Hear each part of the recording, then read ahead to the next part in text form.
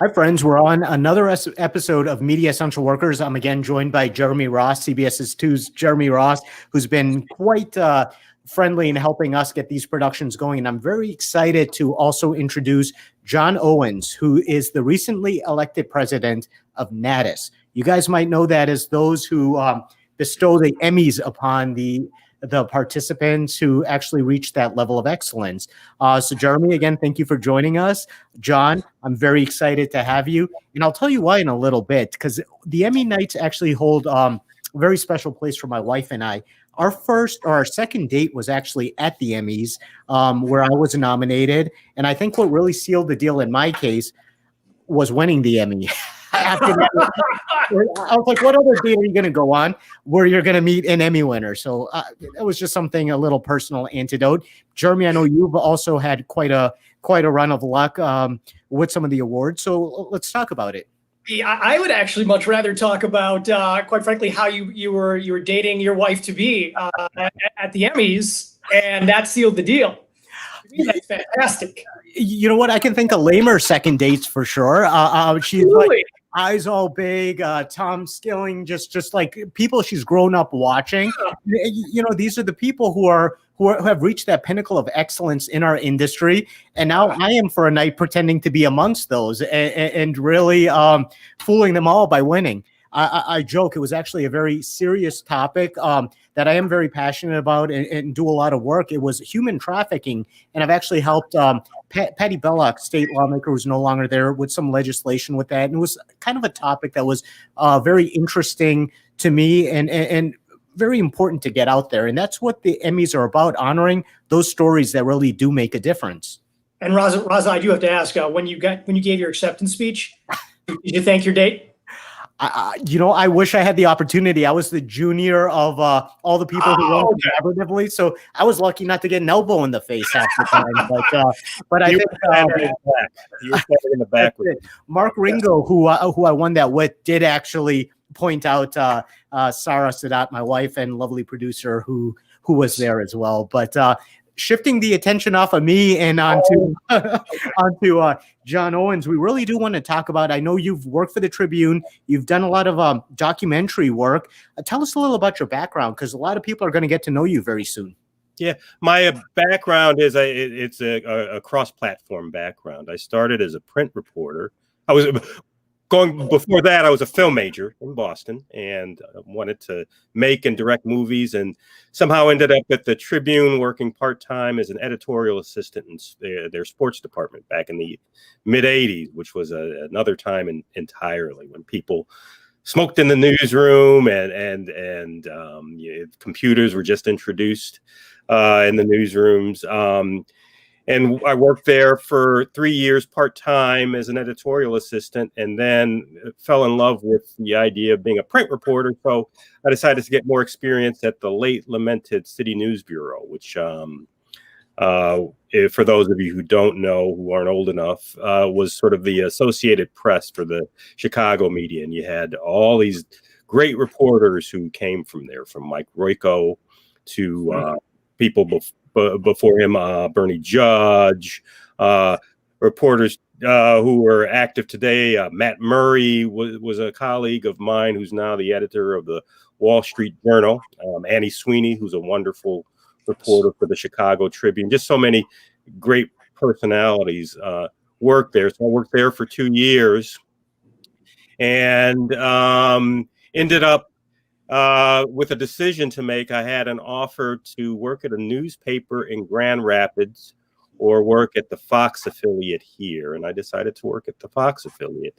So I was back in broadcast with Fox, working on their assignment desk as an assignment editor for 2 years with people who I'm sure you know, Jeremy, like Lissa Druss was an assignment editor there at the time. A guy named Gary Whiteman was the executive producer, and now he's over at Tribune Company, or Nexstar, in public relations. People like Maura Farrell, who's a major public relations person here, and great reporters and anchors like Walter Jacobson and Bob Surratt. I worked on the morning show with Bob Surratt for a time with his soon-to-be wife, Marianne Murciano. John, one thing I'm going to say is that bureau is known for a statement, a saying that's almost as timeless as the legacy itself. Repeat that for us and tell us how that plays into your new role. If your mother says she loves you, check it out. So always source and resource your stories.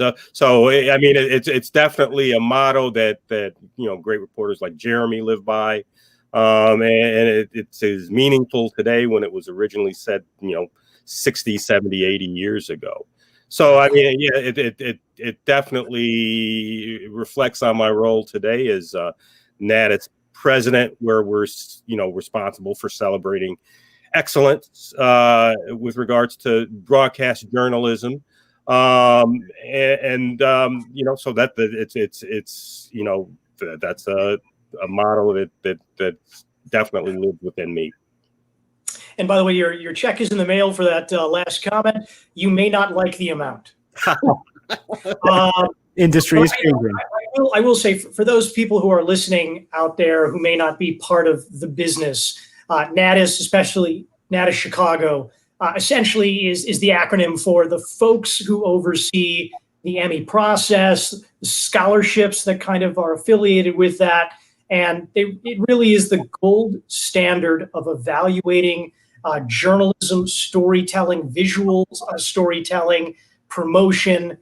So basically it is the best way to measure in quality how you're doing in the market and the market surrounding you. And John, you really have a lot in your hands to evaluate as being part of there.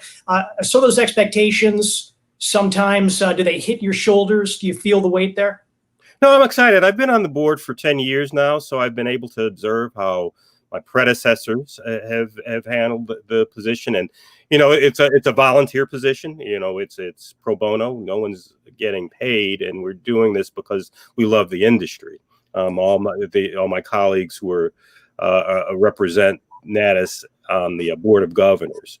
So I definitely want to give a shout out to my predecessor, Steve Novak, director at News Nation now, who steered the ship for 4.5 years, and he was preceded by a very creative mind, Marcus Riley, who worked at NBC Chicago for a time. And you may know him, Raza. I've heard the name. He was just right before my time, but it's almost like every other day his name will come up. So yeah. I've heard the name quite a few times. Right. And before him, Luke Palermo was a well-known instructor at Columbia College. Barbara Williams Perry, another NBC legend who worked with Carol Marine and Ron Majors back in the day. So I have big shoes to fill with them as my predecessors. And for those listening out there, once every year you put out the call for entries in terms of the Emmy Awards. And everyone takes a look and evaluates all their work throughout the year. And you decide what categories, what entries to enter in. And you enter as you need. And then you go through the waiting process of trying to figure out if you are nominated, which generally happens in the early fall. And then, of course, you have the ceremony in the late fall. And so many journalists from around the Chicago area, parts of Indiana, and of course, Wisconsin. We wait with bated breath for the opportunity to go to that amazing dinner, and COVID changed everything this year. COVID definitely changed everything. Entries are down dramatically because it's a part of news station's budget. It's a part of individual reporters and producers' budget, and some people can't afford the entries this year due to the economic downturn. So entries are down. We're going virtual this year. That's the other big thing. We will do a special show this year in mid-November. We'll have a specific date. Well, I'll break some news here first. It's going to be on Sunday, November 22nd. You heard that right here before you heard it on Feeder. Yay! That's right. Don't tell Rob. Don't tell. There you go. Feeder's going to have to source this. So that's great. it'll be a virtual show. Of course, we'll have a host, and we'll have an announcement on who the host is within the next week or so. But it'll be a little different in that we really want to try to engage the other markets, and because we're going virtual, we'll have the opportunity to do that. So expect to see a presenter from Green Bay, which is one of our markets, perhaps presenting at an iconic location like Lambeau Field. Expect to see a presenter or two in Milwaukee. Expect to see a presenter in Wausau and Rockford and South Bend and Madison, our other markets in our chapter. And then we're also planning to pay tribute to first responders, presenters in their own markets will pay tribute to some of the notable first responders in their market. And then we'll have a special tribute to some of the coverage of the two major stories that have occurred in 2020, the global pandemic and the civil unrest after the police-related death of George Floyd. So it's definitely going to be a different way to produce the show, but the show will go on as usual, and we'll celebrate some of the great talents that we have, not only in Chicago, but also Milwaukee, a market that you're very familiar with, Jeremy, and the other smaller markets within the chapter. Well, I think that must provide a logistical challenge, again, the whole decentralization of how you guys do it, but also an opportunity to be more inviting and inclusive to these other regions and give them an opportunity to really showcase what it is they're doing. What was the decision process like that to not only do it remotely, but to do it in front of these landmarks and to kind of bring that in? And what kind of logistical challenges did that provide for you guys this time around? Well, I mean, we're still working on the technical aspects of this, but I mean, the idea, we doing a show in person with 500 or 600 people in one room, that was just not feasible. The other chapters, I should add that NATAS oversees 19, the National Academy of Television Arts and Sciences. That's what that acronym means. There are 19 chapters throughout the U.S., covering all regions, with the exception of Los Angeles, which has its Emmy Awards under the umbrella of ATAS, which is a sister organization to NATAS. But all 19 chapters are doing or have done virtual shows because it's impossible to have a large number of people in one space. We don't want to endanger anybody's health. So the idea early on was to go virtual, and one of my missions as a new president is really to engage the other markets. I think that NATAS Chicago Midwest, because most of the people on our board are based in Chicago, can tend to be a little Chicago centric. So this gives us a unique opportunity to celebrate the other markets because we're doing it virtually. So we have a little bit of flexibility. People don't have to come here; they can safely. Presenters can safely videotape their segments in a location within their own market. And then the idea of landmarks is it's sort of a gimme. It gives us a chance to visit and showcase these markets in a way that they're not normally showcased during our Emmy Awards. I would imagine that the decision was pretty easy, but as Raza was kind of referring to, the logistics are extremely different.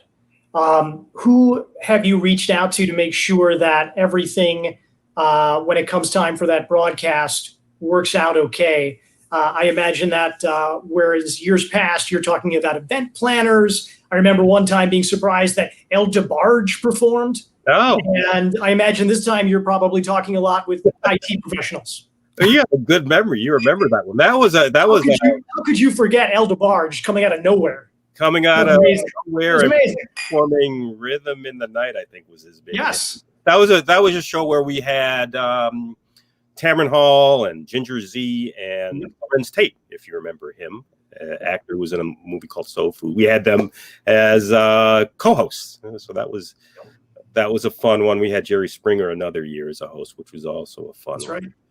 Right. But your question was the difference between using event planners and it looks like we might have frozen up a little bit. Can you guys hear me? Yep. Yep. Okay, it looks like we're back on. So, Jeremy, your question? Oh, yeah, sure. Just in terms of in years past, you probably used event planners, made sure about some of making sure that all the talent and guests had to be in there. And now you're probably having to rely a lot more on IT professionals to make this a reality. Can you talk about the difference years past versus what you're looking at now? Yeah, I mean, we're not worried about caterers and cash bars and set designers and a huge production crew. We use a production crew headed by a Chicago veteran director named Mike Torsha, who's been around for 45 years, just a wonderful guy who does a lot of work for ABC specifically. So instead of dealing with that, we're, contacting news directors in the different markets to see if their talent will be available to do something like this, and working with national on making sure that we have no problems streaming this on our website and via Facebook and Vimeo. So, yeah, so it's more of a it's not really a technical challenge. I mean, live streaming's not anything new, but it's different for us because we're used to being in a big ballroom and doing a live show with 600 people. Well, it definitely is a different skill set. I'll tell that point blank, because I can light this. I can make the background look good. Without my wife, who is an IT professional and now resident IT professional, none of this would happen. As a matter of fact, she left to go do another commitment for a moment. And you notice that's right when the buffering started and the thing. So clearly IT cannot be, their importance cannot be overstated in this current year, just in terms of the dynamics and making sure that we put on a good visual presentation, but get the message out there. I love the question, Jeremy. Well, it is what it is, and we find ourselves being our own IT professionals in the field.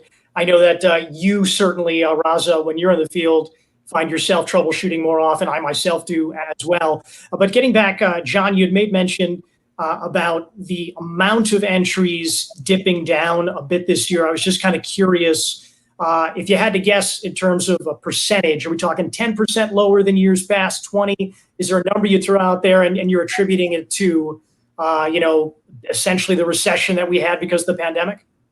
Yeah, I would say I can't give you an exact number off the top of my head, but I would say that 10 to 20% figure is right. We are saving money too, because it's expensive to put on an Emmy production, an Emmy show. The Eldebard show that you mentioned, that was close to $200,000 with the set design and the talent and the big production crew that we had. So we're definitely saving money that way. But yeah, it's something where we don't want to make this a habit. We hope there's a vaccine, and we hope that we can start up again fresh next year with Silver Circle in the spring. But yeah, it's definitely a challenge. And in terms of the difficult, or at least fewer entries this year because of the pandemic and the recession, would there be any plans or consideration to, I don't want to use the word discount, but towards making things a little bit more affordable for people submitting their own work rather than companies that I'm sure have dipped in terms of their total submissions this year because of the recession? Just curious if that's something you guys would consider in the future. Well, our entry fees have been flat for a number of years. We're much more inexpensive than the other chapters. It's already cheaper for the members because they, the Emmys themselves cost money it costs money to attend, so you're saving money that way. But we've been flat in terms of the last time we had an increase was in the mid 2000s. So Okay. And for anyone who's watching out there, young journalists, people who have never entered before, who take a look and they're overwhelmed, or they're not sure exactly, does their work qualify? Any general ideas, advice for someone who says, I've never entered Emmys, I'm a little overwhelmed about it. Anything that you would say to them, and what's a good entry regardless of category? Like, for instance, I find myself, because I judge and I'm always honored to, one of the things that I tell people or students, I always say, enter something that's unique, enter something that's memorable. And that's my piece of advice. What advice would you give a young journalist out there considering entering next year? Well, ultimately, it's like the lottery. If you don't play, you can't win. So, if you don't enter, then you're out anyway. So that's the first thing. Definitely consider, entering your work, especially if you think it's a balanced piece of work, and that means the content's there. It's the story is told creatively, and the production is first rate. Camera work is good. And overall, the story is something that's unique, as you touched on, Jeremy, and it's told in a unique way. John, do you see more entries coming in individually than in the past? I know it's always been that news organizations submit, but more and more recently, I've been seeing production companies as well. And I'm just wondering, individuals who are out there. And I remember I talked about this years ago. I was a stringer back in early 2001, and I'd shoot stuff and I'd see it be repackaged by journalists and it would Emmys. And I'd be like, well, I wonder if I should have submitted that myself, put together something. But do you notice that kind of trend towards going into more individual entries? And what's the greater, is there a benefit to having that greater voice, that greater amount of entries? I definitely think that what we're trying to do, and what we've been trying to do for the last 10 years, as you've seen the broadcast landscape expand to streaming and online, is try to make sure that we're not limited just to the broadcast stations, the stations affiliated with networks, and the independents, that we go outside and try to attract non-traditional visual storytellers. And I think we've done that. For instance, this year we have nominations from or entries from and entries that have been nominated by groups like the Green Bay Packers, Chicago Blackhawks, Notre Dame University is always a big player, and they're always nominated for something primarily sports related. And then groups like independent organizations like Spirit Juice Media, Bitter Jester Studio. So we're definitely trying to expand and attract non-traditional independent producers, because that's the future. I mean, it's not limited to just the networks. And Raza, have you ever judged a category before, out of curiosity? I never have, and as a matter of fact, I'm curious how to become a judge, how that whole process works. That's a good question. I'm not on the judging committee, but I know that it's open to anybody. I can definitely hook you up with Diana Bory and Jamie Caesar, who are our the co-chairs of our judging committee, and they can get you a category from one of the other chapters by tomorrow, Raza. Well, and Jeremy, I know you have served. Tell me what really moves you, because these are the best of the best when it comes to stories. How do you make that distinction as, okay, this is slightly more compelling than something that's just as compellingly better than most things? How do you even do it? It's really interesting, because I think I recall the first time that I judged, and that was several years ago. It was a scary and overwhelming process, because you basically, and by the way, I think that for each category there are more than one judge, so it's not all in your hands per se. Correct. John's nodding, and I don't know the exact number, but there's certainly more than one.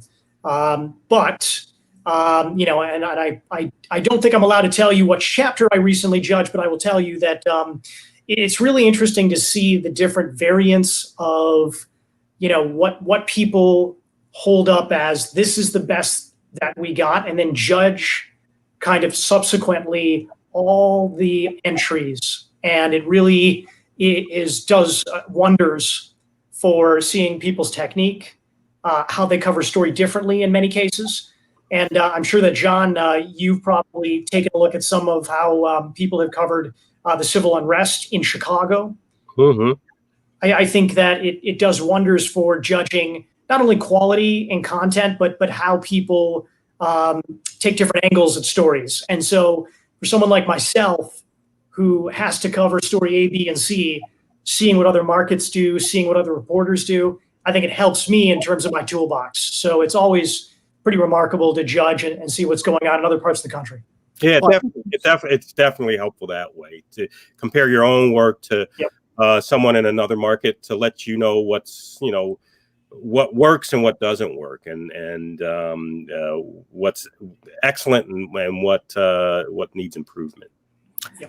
I think you nailed it. A lot of times you get so used to your little echo chamber locally, where kind of what not only your station produces, what you can expect, but also in the market itself. And quite frankly, like you were saying, Jeremy, I've learned the most when I'm watching how other people have covered it, just down to a different camera angle that I was like, you know what, I think I'm going to incorporate that in what I'm doing. You did kind of remind me a little bit. So I never did judge an Emmy category. I did a Dancing with the Stars once that was so subjective that I remember being scared to walk to my car because there were so many fans with the one candidate I didn't vote for. So I applaud anyone who goes out there, puts their neck on the line, and makes that distinction and does so publicly.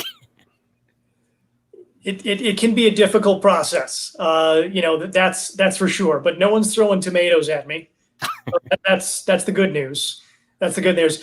John, I was curious. There are some circumstances where, the chapter can say, hey, we're gonna add a new category this year. Was there a lot of discussion about maybe putting unrest as a separate category, or pandemic? And I was just curious how those discussions might have gone. That's a great question. That's the judging committee's decision. There won't be a separate category for either the pandemic or civil unrest. I'm not sure why that decision was made. I started in September as president. Right. But that's a great question. There's been categories that we excuse me, that we've had that in recent years. We had a multimedia category that we don't have anymore. So it depends on the number of entries that we get for specific categories. Yeah. And I will tell you that of all the competitions, you guys do a really good job of parsing things out. Because, and I think that Raza will agree as well, the spectrum of events and news that your average station, particularly in Chicago, and I can certainly vouch for Milwaukee, has to cover. You guys do a very good job of making those categories accessible. Some of the other competitions that are not as well known, you have to sort of horseshoe certain things into certain categories that just don't make sense. And so I did want to say that the diversity of categories that you guys provide and allow, I think, enhances people's ability to show their work. Right. Yeah, it's somewhere in the neighborhood of 73 or 74 categories. And they range from breaking news to individual craft categories, things like documentaries, sports programming, runs the gamut, really. Yeah. Now, you come from a background of documentary filmmaking yourself, right, John? Tell us a little about what you've done, and what are you most passionate about when it comes to these categories? Certainly, there must be something that you get excited about. Just like I don't know about you, Jeremy, but breaking news is always my thing. I'm always wanting to see that. What most excites you when it comes to these categories? I worked in documentaries with the Chicago Tribune. The Chicago Tribune had a very forward-thinking video department that they started back in the mid-90s, and I worked with. It was an interesting setup where it was a combination of broadcast professionals working with folks in print, and working with photographers who weren't necessarily skilled in video, but were skilled in visual storytelling. So, I mean, it was non-traditional storytelling because it was done for online, our documentary approach. So I have a wide interest in telling stories, news, feature, sports. It really depends on the subject and the accessibility of the subject. Your organization always provides scholarship opportunities, also reaches out to high school students, non-professionals, to try and get into the craft. Can you talk with us a little bit about the various programs and perhaps maybe what you're particularly proud of when it comes to sort of the below professional ranks, so to speak? Oh, well, our scholarship program is, we out of all the chapters, I mean, we're probably one of the more effective in terms of the distribution of scholarships. We distributed more than $500,000 in scholarships to students going back to 95 or 96. And we offer scholarships to both college and high school programs, high school students and high school programs. We offer individual scholarships and work with professionals to offer those scholarships. Tom Skilling has had a scholarship named after him, Paul Lisnek, the Ephraim family, John Drury, Howard Shapiro, the man who started WCIU, where I work now. We've always had an interest in working with students. We have a separate not-for-profit entity called the NATAS Chicago Foundation. And that foundation is, if you go on our website, anyone can donate to this scholarship. And the idea is, building for the future. That's always been the main goal of NATAS Chicago Midwest, in addition to honoring excellence among professionals, honoring excellence among college students and high school students, and preparing them for being in the workplace as a professional broadcaster. The least surprising thing that I'm going to hear today is Tom Skilling has a scholarship named after him. He's a great guy, and he's very hands-on with his scholarship, and he's participating with the scholarship program. Man does everything. One thing I did want to ask about the scholarship program with the pandemic, with the changes in the way you guys are doing things, how do you see the scholarship program being affected? Are you now relying a little bit more on donations, or do you still think that you'll be able to reach the margins you have in the past? Yeah, I mean, it's totally relying on donations and what we have in our coffers, and I don't think that the recession and the pandemic is going to affect that at all. It hasn't affected us so far. Which is wonderful to hear, because every part of the industry has been impacted in ways that we don't prefer.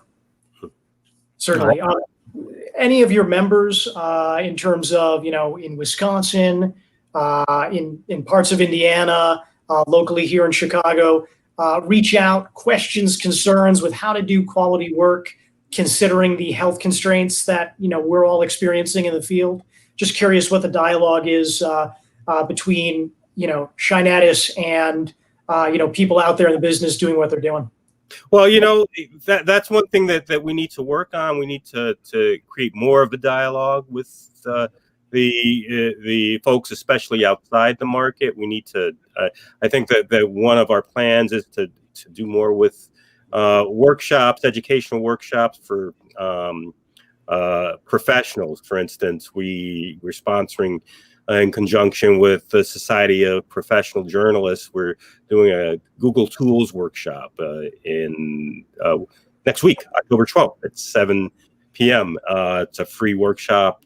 A guy named Mike Riley, a former LA Times reporter and Tribune reporter, is staging this, and it's an example of us trying to do more in terms of working with people to add skill, skill building, and that's something that we definitely want to do more of moving forward. We want to hold more of these workshops where we can do sort of hands-on work with people who are already in the field and looking to branch out and do more and add to their skill set.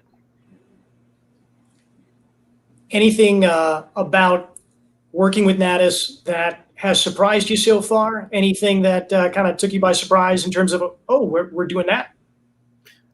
Not really. I mean, I've been on the board for 10 years, so I'm pretty familiar with the things that we offer. So nothing has taken me by surprise.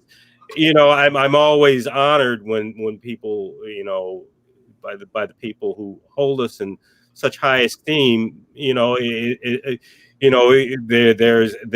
a recognition of how important NATAS is in terms of within the broadcast community. So it's always thrilling to hear people after the Emmy event talk about how thrilled they are to get an Emmy award. So that never gets old. What are you looking forward to accomplishing in your time in president? This is kind of a new role. You said you were vice president for a while, but now that you're in the driver's seat, now that you're kind of guiding, what are some of the big things you're going to see as I was successful in accomplishing what I wanted to do? Well, I mentioned some of them. I mentioned how we want to reach out beyond Chicago and engage our members in the other markets. So that's definitely a major goal. Continue our work with students through the scholarship program and maybe through other educational programs where we can partner with the colleges and universities in Chicago and outside Chicago.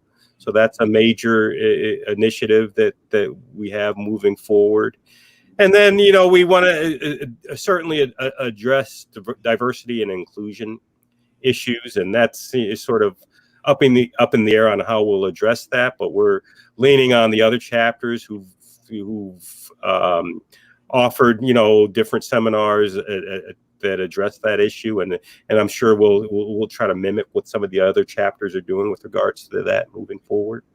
And then just keep on keeping on, and hopefully we'll get out of this situation where everybody's at home, where we can get out in the public again and do things like Silver Circle, which is also very important to us, celebrating the veterans who are have been in the broadcast industry for decades. We're hoping we have the 2020 class that we announced earlier this year.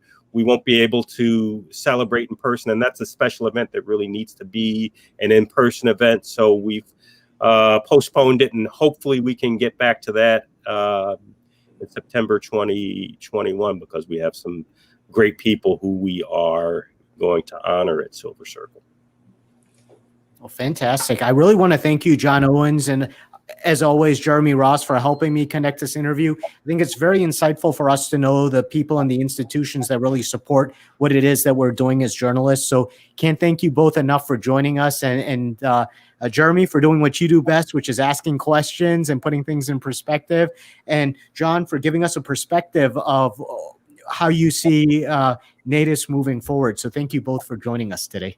Jeremy, you worked in Milwaukee, and I just want to ask you, Milwaukee has dominated the Emmys for years. Well, what's the story behind that? Why so? You know what? They just keep drinking up there, and that's where creativity comes from. WITI I do miss my Cheesehead family, and they do excellent work. Yeah, WITI especially has always been a major player in the Emmys. They have a history of great storytelling. Boyd Hoopert is from there. He's now in Minneapolis. He is the king, and all of us are jesters in comparison.